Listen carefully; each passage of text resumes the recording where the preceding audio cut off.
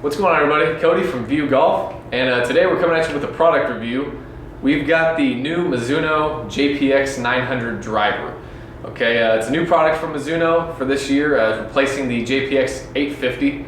It comes with a lot of different stuff to talk about with you, and we're going to begin just where it's easiest, and that's on the top of the club. You're getting a blue crown here. It's got it in a matte finish.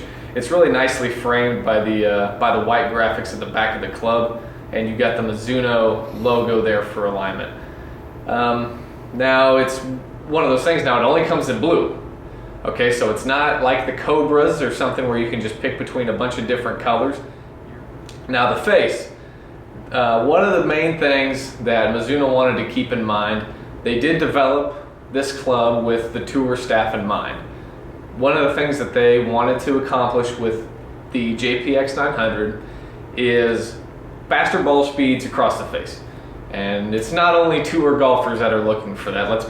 We all need that. We all hit off-center shots, and we all need the ball speed to be there on those off-center shots. So Mizuno has come up with this, the face on the club is 5 grams lighter than the face on the JPX 850. And what that's going to hopefully do is that decrease in thickness should cause more of a trampoline effect, therefore increasing ball speed off center hits. So that remains to be tested. I'm curious to see how that goes during the product testing. Now, here's where the real fun begins.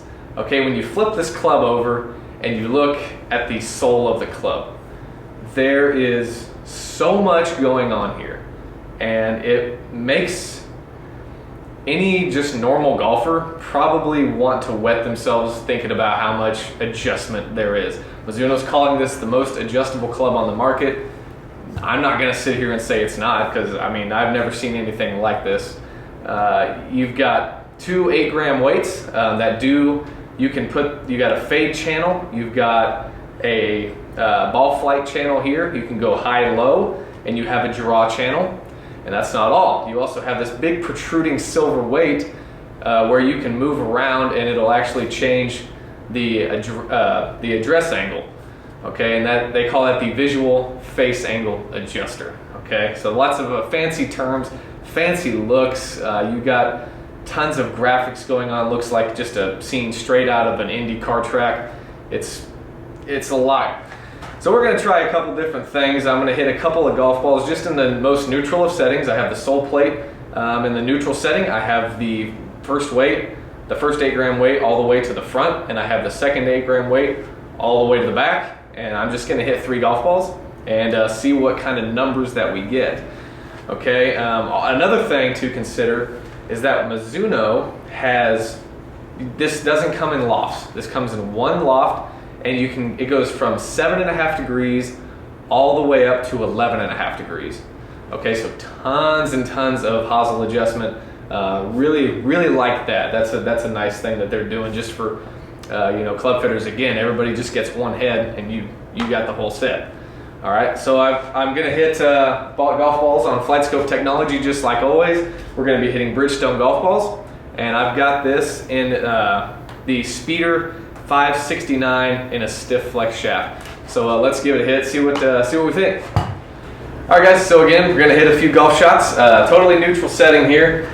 Setting up to the golf ball. Just a lot of colors going on. If you're a Denver Broncos fan, this is gonna suit your eye very nicely. So see how she does. Okay, first one.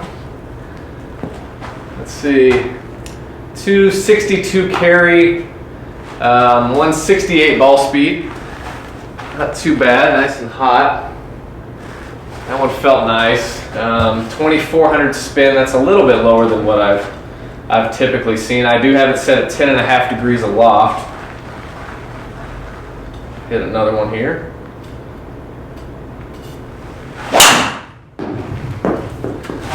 Okay, a little toey on that one, but it carried a little bit further, a little higher launch angle, a little bit more spin. That was high off the toe. I could definitely feel it didn't feel as solid, and it wasn't severe, but yeah, that one didn't feel very good at all. So that's just a poor golf shot. We can get one here.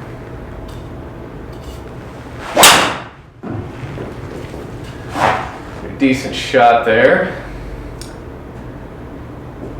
Okay, 166 ball speed, around 2400 spin again. Fucking ball's not going anywhere.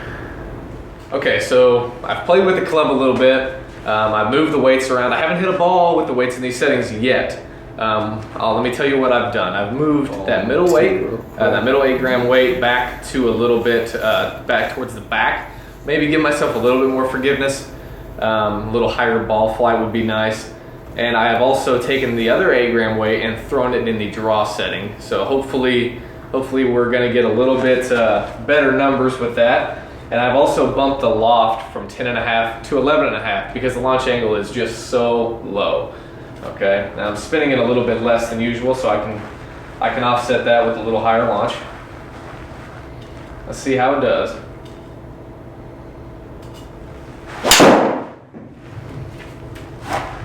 Don't know if I could hit a ball that much more square. Wow, 67 ball speed, 113 club, still spinning around 2400, 270 carry. Okay, I mean, I'm losing a little bit of distance there. So you know, maybe we'll see something else in the second shot.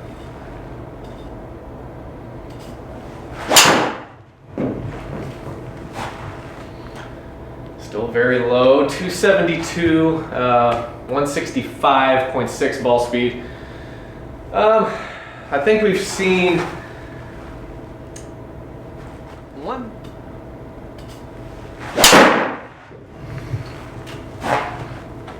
And again, we're going left. 281 carry there, 2500 spin, 169.7 ball speed.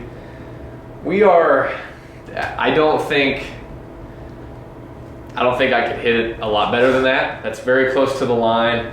You know, with the club head speed and the ball speed, that's a great smash factor. Around 2500, it's spinning really low. I will say that if you spin the crap out of the ball, you know, it's not spinning much.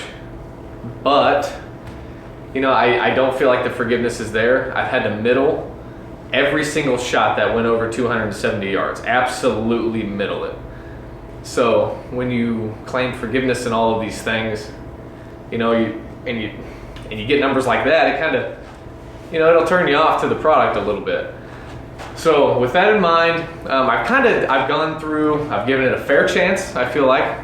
So what I'm gonna do now is I'm gonna sit down and I'm gonna think about kind of what this club is to me, and we're gonna sit down and rate it with our View Golf rating system, so stay tuned. Okay, so we just finished up our review of the Mizuno JPX 900 driver. I was a little harsh on the club. All those things that I was saying though, those are things that I feel. I call these honest reviews because that's exactly what they are. I tell you, you know, me and Trent, we tell you what we think of the golf club. Plain and simple, just make it as easy as we possibly can. Okay, with that in mind, for those of you who are new to the channel, we do have a rating system for all of the clubs that we test here on View Golf. So let's take you through that now. The first category, and every category is worth a star. So the first category is design and appeal. Now obviously this club is super appealing. When you walk by this on the shelf, it draws you in a little bit because you just want to know what is that, right? What is going on that club? So design, they killed it with the graphics and all the adjustability. It's very appealing. So they get a full star there. Second category, we have performance and feel. Now here's where it, you know, starts slipping a little bit from Mizuno.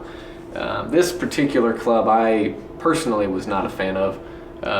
You know, it didn't perform the way that they advertised it.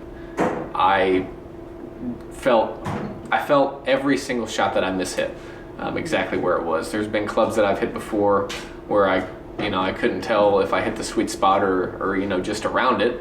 But this club I could tell when it was middled, and if it was off the sweet spot by only about half an inch, I could really feel it, and the numbers kind of showed it to me as well. And that's not great when you're talking about a club at this price point. So for performance and feel, the Mizuno JPX 900 gets a half star. Next we have technology.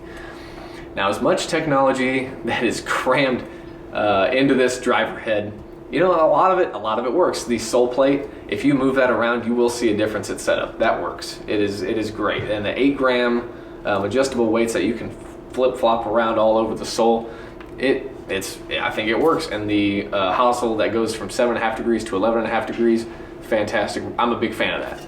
Okay, but you know, at the same time, the face technology, it didn't work for me. I didn't see the forgiveness that was there, and for that reason, I have to give it a half star. You know, it's all about performance. You can adjust the club all you want, but if it doesn't work, then it doesn't work, right? So half star for technology. Okay, view golf factor. This club looks ridiculous.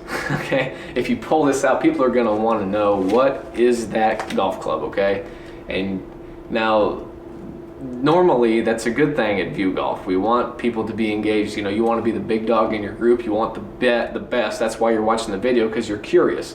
Okay, you want to have the best stuff. The only drawback is if you pull out a blue driver with an orange shaft, you better bomb it. Okay, you better back that up, because I guarantee some of your playing mates are going to give you a little bit of hell for that. Right? So View Golf factor, half star, half good, half bad. Value. So this is a $500 driver. Let's just dive right into it. You're going to shell out nearly $600 after tax for the Mizuno JPX 900. Like I said in the review, that means you're gonna pass up on the Great Big Bertha Epic that just came out. You're gonna pass up on the M1, and you're gonna pass up on the 917, and you're also gonna pass up on the Cobra LTD, which is $50 cheaper. So you know, at $500, is it a value? No, it is not a value. I think that there are better clubs at the same price that you would walk away with and be happier. So unfortunately, I would say for the value, it's a half star. Okay, so overall, the JPX 900, it gets a 3-star rating from View Golf. Okay, now again, this is my honest review. Maybe you're gonna go have a different experience with a fitter. That's why I always encourage anybody who's thinking about buying a golf club to go to your local pro and get fitted. Okay, it's so important, because you might find something that you don't like about a club. Okay, so I appreciate you guys for watching. Make sure you subscribe if you haven't already. Click that like button. We really appreciate it. Let us know in the comments what you think. Maybe you have one of these. Let us know what you think about it. Okay, so we'll see you guys in the next one.